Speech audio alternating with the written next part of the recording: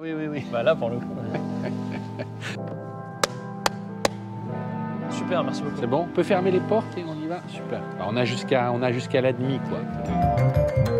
Chers petits observateurs, aujourd'hui parler d'automobile oblige encore plus qu'hier à se poser tout un tas de questions sur l'environnement, sur l'origine des matériaux, sur la recyclabilité. On le voit, c'est pas nouveau, mais avec l'été qu'on vient de vivre, c'est encore plus prégnant et tous nous demandons voilà, vers quoi allons-nous. Alors ça tombe bien parce que quand Citroën nous a proposé de nous présenter leur concept Oli, l'objectif c'est exactement ça, c'est comment imaginer la voiture demain qui soit à la fois plus responsable, plus abordable aussi, mais tout en restant sympa.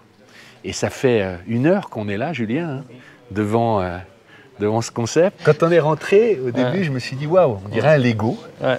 Et franchement, ils sont allés très loin. Moi, on va interviewer le designer, tu vas me dire ce que tu en penses, mais j'ai donné 3 chiffres. Moins de 1000 kilos, 110 km/h maximum. Allez-y direct dans les commentaires. Voilà, et 10 kWh dans l'absolu de consommation. Ouais.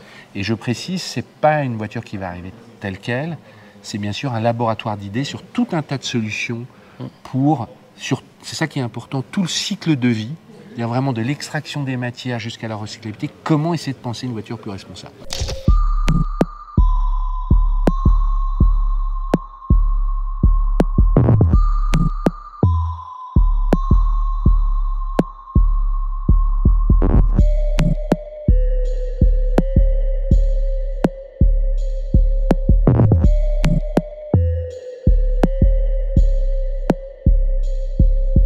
Du côté laboratoire, il y a aussi un laboratoire de design parce que là, en gros, ils reviennent vraiment à ce logo. C'est fait le premier gros truc quand même, on le voit.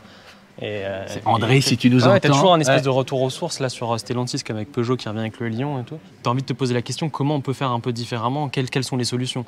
Et là, Citroën avec l'AMI qui a fonctionné, en 2019, ils ont commencé à bosser dessus. Et bon, il y a eu le Covid entre-temps. Mais voilà, c'est plein de petites choses. Alors, je pense que le premier truc, en termes de CX, on est d'accord que là, c'est quand tu vois le pare-brise, tu te dis comment tu peux avoir de l'efficience. D'où l'histoire des 110 km/h. Et aussi le fait de, tu me dis, on a commencé le dessin par rapport au pilier. En fait, ça fait un pare-brise beaucoup moins lourd parce que comme il est très vertical, il est tout petit. Et ils ont créé, il y a une prise d'air ici qui ressort là et qui fait une sorte de barrière. Le air duct qui passe de là à là. Et en fait, ça fait... Paraît-il qu'au niveau de l'aéro, c'est meilleur, quoi. Mais c'est plein de petits détails. Et comme l'AMI, par exemple, enfin chacun après va donner ses détails, mais c'est vrai que ce gros pare-choc-là, le but c'est d'avoir de moins de pièces possible. Donc ce gros pare-choc que tu as devant, c'est le même derrière. On revient sur le côté symétrique. Pareil pour les portes. Les portes sont les mêmes de chaque côté. Ce que je trouve hyper intelligent, parce que l'AMI, par exemple, n'a pas de clim et tout, et c'est un enfer, on l'a vécu. Là, ils ont essayé de trouver un entre-deux. Il y a quand même une climatisation, mais pour que le bloc clim soit plus petit, au mieux de mettre les fenêtres comme ça et que ça fasse un effet de serre, tu as beaucoup moins de surface vitrée parce que c'est concave et en gros, donc tu n'as que cette partie-là qui est ensoleillée, l'autre partie ne l'est pas. Revenons un peu encore sur les grandes lignes. Tu disais le pare-choc qui est le même que devant. Ouais. Ils ont fait une sorte c'est presque un pick-up. Hein. Ouais. Moi, j'aime beaucoup cette pièce qui est en aluminium. Ouais, je croyais que c'était de l'impression 3D. C'est une grosse pièce d'alu, quoi. C'est incroyable. C'est leur nouvelle signature en anglais, mais rien ne nous déplace comme Citroën, quoi. Tu vois, Vous n'aurez pas une C6. Ce que j'aime bien de l'autre côté aussi, tu vois, il y a des gens de lanière. Ouais. Et c'est hyper cool parce que là, tu as un crochet. Donc typiquement, tu pourrais mettre un truc, tirer la lanière jusqu'ici pour le faire tenir, quoi. C'est plein de détails. Mon dernier petit truc que j'ai envie de montrer parce que je trouve ça génial. Vas-y. Je te laisse mettre là, je vais me mettre de l'autre côté. C'est par rapport à... On en parle tout le temps, des écrans, tout ça. Je ne sais même pas si on aura de s'asseoir, je crois qu'on va encore se faire engueuler. Si, c'est sur assis les photographes. C'est cette histoire-là. Notre téléphone, on ne sait jamais où le mettre. Maintenant, il y a de l'induction, mais des fois, ça chauffe, il bouge et tout. Là, ils ont trouvé la solution, moi, je trouve miracle. C'est que tu as ton téléphone qui est ici. Tu as de l'USB-C, bon, peut-être du Lightning si tu as un iPhone. Tu le mets comme une carte, tu vois. Tu as vraiment un... Hop, tu vois, tu le mets dedans. Et là, directement, il se connecte à l'écran qui est derrière. Et il utilise donc le processeur, la RAM de ce téléphone, parce que c'est tellement puissant, ce genre de téléphone, pour tout mettre au niveau de l'écran avec une petite application. Je trouve ça génial parce que, de un, il est rangé. En plus, je sais pas, il y a un côté, c'est très haut de gamme, tu vois, tu le mets dedans comme une carte. Ce que je trouve sympa, c'est que ça se veut une voiture essentielle qui est ma bonne. Je trouve ça malgré tout assez luxueux. Je sais pas comment t'expliquer. J'ai un sentiment de grande modernité et d'être dans quelque chose de luxueux. Enfin, le mot est peut-être mal choisi, mais je trouve ça à la fois chic et c'est là où ils sont forts, je trouve. t'as pas honte de rouler là-dedans, tu vois. Il y a un joystick comme une console vidéo, quoi. On va le chercher.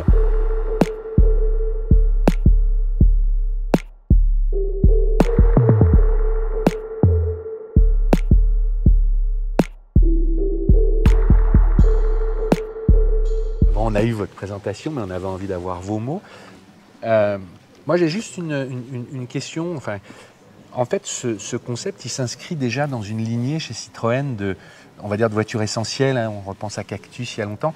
Est-ce que c'était dans vos réflexions aussi par rapport à le fait de revenir à des choses responsables sur tout leur cycle de vie? Mais est-ce que vous avez pris en compte toute l'histoire? Alors, pour nous, chez Citroën, c'est important d'avoir de revenir un peu à l'essence du design, de la conception. Le but avec Oli, ce n'était pas de designer un véhicule avec un pur exercice de style. Il fallait qu'il y ait du sens et s'inscrive dans l'époque.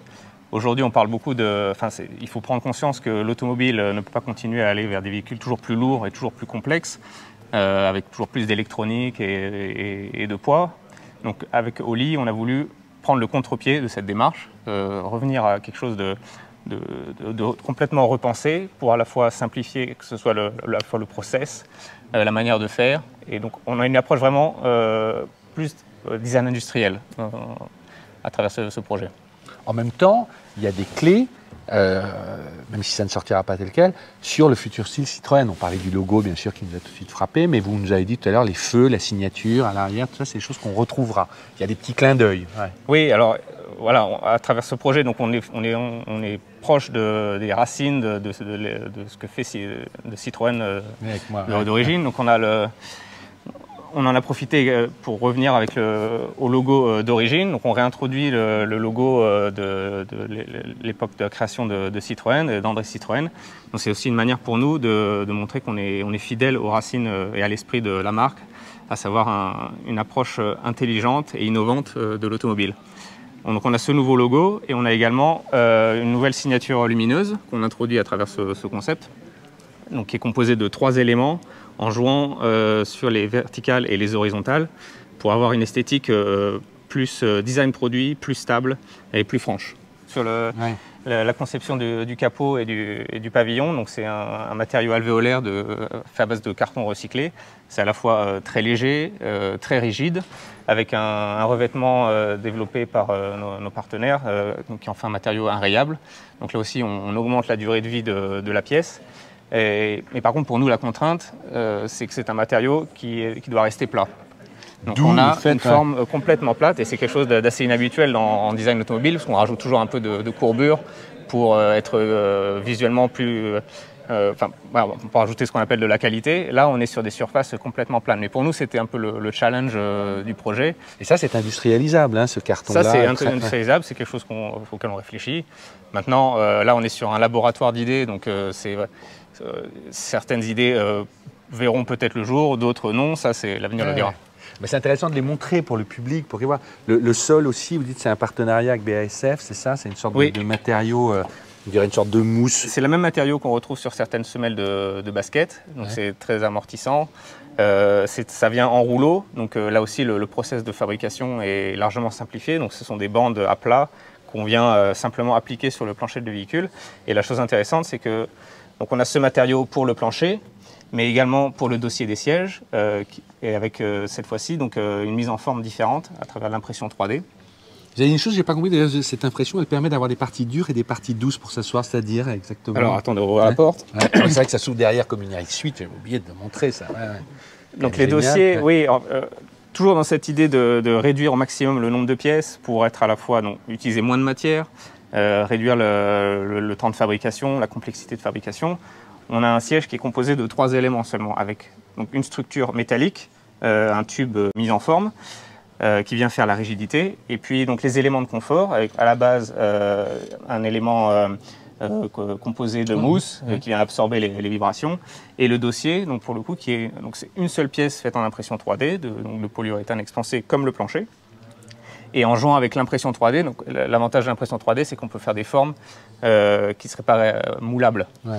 Donc on a cette structure alvéolaire en nid d'abeille avec laquelle ça reste confortable. C'est confortable dans les zones confort et ça devient plus dense dans les zones qui ont besoin d'être plus rigides. Donc on a un dossier qui est à la fois rigide et confortable là où il le faut.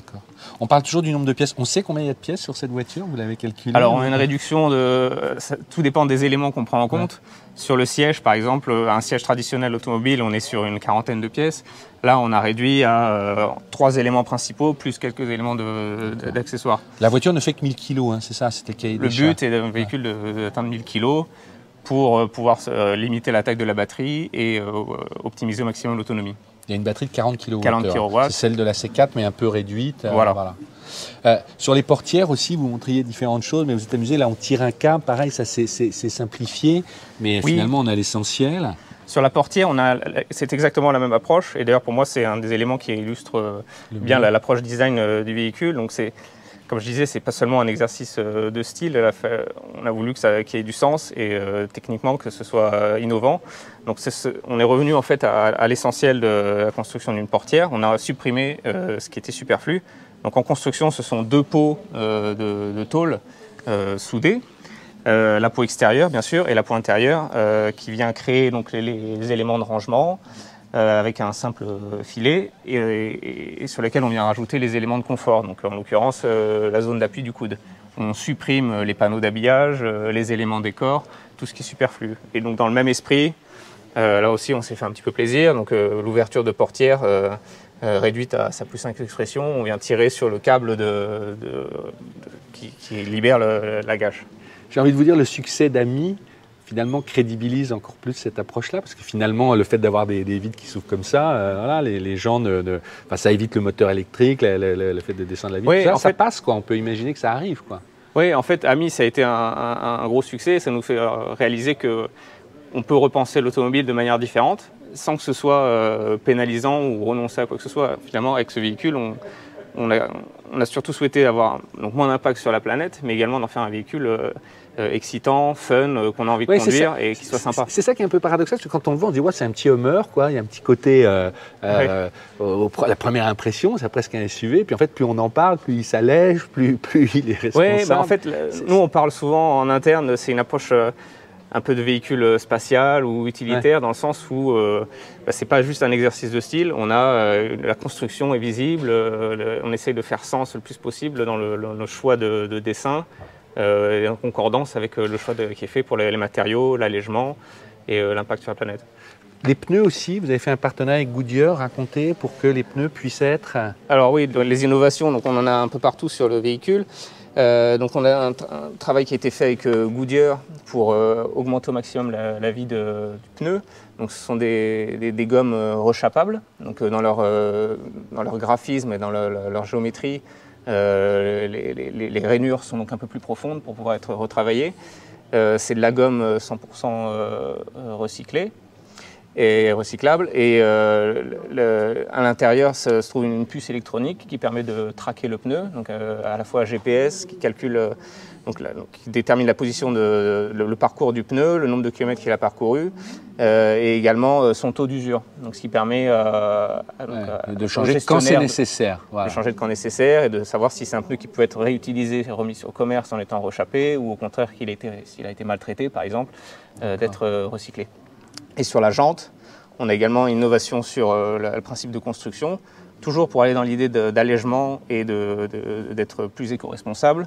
Donc cette fois-ci, on allie 2 matériaux, donc l'aluminium pour le pourtour de la jante, en contact avec le pneu, qui réduit le poids, et l'acier, qui est un matériau qui est plus facilement recyclable, et plus solide et plus économique. Donc on a une jante qui est à la fois...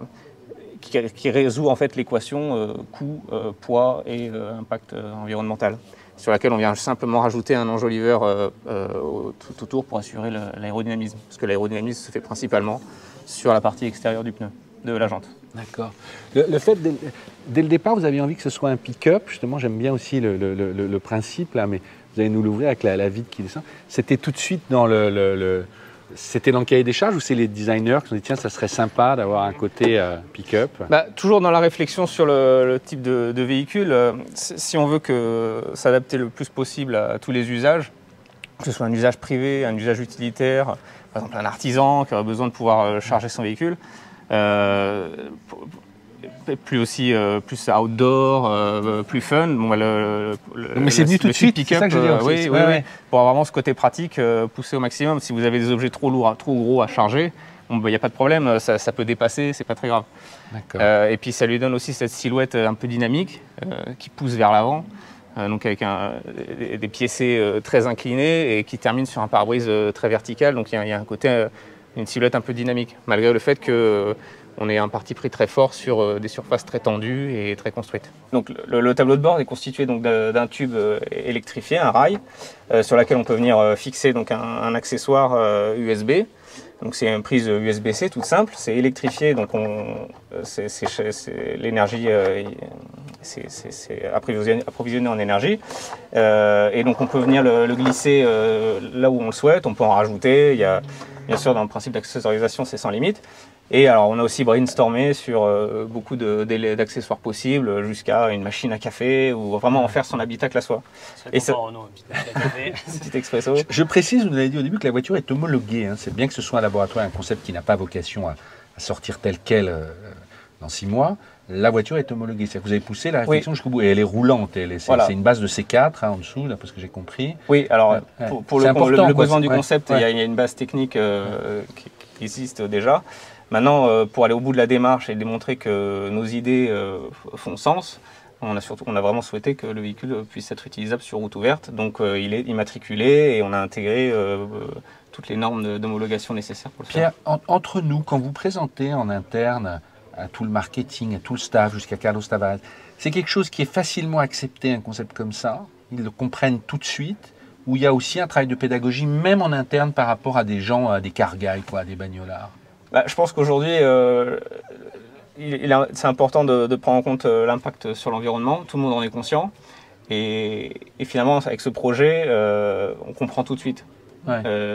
Pour nous, ça a été facile en interne d'expliquer notre démarche et notre vision de l'automobile. Vous avez commencé en 2020, hein, bien avant cet été. Alors ça a commencé tôt, oui. Après, il y a eu la pandémie et les événements annexes. Perturbateur, mais la réflexion a duré et c'est quelque chose qui est ancré maintenant chez Citroën. On veut faire de l'automobile différemment, proposer des véhicules plus soucieux de l'environnement. D'accord. Mais en même temps, c'est parti pris très fort. Ça, on va le retrouver rapidement sur les futurs Citroën, parce qu'on voit que vous allez très loin. C'est sans compromis, entre guillemets. Oui. Alors, ça casse des codes automobiles presque. Hein. Oui. Et je pense que s'il y a une marque qui peut le faire, c'est bien Citroën. À travers ce véhicule, on a surtout aggloméré un maximum d'idées. Bien sûr, et encore, il y en a encore d'autres à venir et ça ne s'arrête pas. Maintenant, est-ce que toutes ces idées se retrouveront sur un seul véhicule ou est-ce qu'elles seront dispatchées? Maintenant, ça c'est... Bien sûr. Je précise aussi, parce que je t'ai demandé, mais il y a un airbag qui est ici. Et oui, on a repris ce qui existe également en série, donc l'airbag sur le plafond et un airbag sur le volant. Et le fait de, dès le départ, penser 110 km/h, ça libère de beaucoup de choses. Parce que vous disiez, finalement, on pense des voitures pour un usage qui n'est quasiment jamais fait. Et donc, le fait tout de suite de s'enlever cette pression, ça permet de repenser aussi forme et matériaux. Oui, si on accepte qu'on roule moins vite, finalement, on conçoit le véhicule de manière différente. Par exemple, l'impact aérodynamique est moins fort, les besoins de structure sont moins importants. Et finalement, aujourd'hui, on consomme, je pense, l'automobile de manière un peu nouvelle. Parce que vraiment, Citroën, on est à contre-pied du véhicule lourd, rapide, puissant, en débauche de technologie, qui au final est utilisé à seulement quelques pourcents dans la vie de tous les jours. Ok. Merci beaucoup, Pierre. Merci. Tu es responsable de Stellantis, tu gères 14 marques. D'un côté, tu as ça qui est l'avenir, et de l'autre, tu dois gérer Maserati. C'est exactement ce que je voulais dire. De continuer à faire de la bagnole. Enfin, tu vois, avec des vrais moteurs et tout. Voilà. Alors, entendons-nous, hein, quand on dit, on parlait de l'été, c'est des prises de conscience qui sont là depuis longtemps. Mais nous-mêmes, on se pose plein de questions. Comment on parle d'automobile aujourd'hui, en 2022 on est obligé d'amener du recul. Et moi, où je le trouve intéressant, c'est qu'il reste très sympa et désirable. C'est ça. Moi, franchement, le design, quand je vous voyais, vous étiez dedans, que vous allez partir sur une mission pour la Lune. Mais il y a un côté... Mais il n'a pas répondu, mais il y a plein de... Enfin, souvenez-vous Cactus, souvenez-vous le concept Lacoste, il y avait eu une Cactus de plage, enfin ils ont fait plein de trucs depuis des années comme ça. C'est pas un Cacard. Enfin, tu vois, dans ma tête, moi je pensais que c'était comme la Spring, quelque chose sur du 3,50 m dans ces eaux-là. Non, on est à 4,20 m.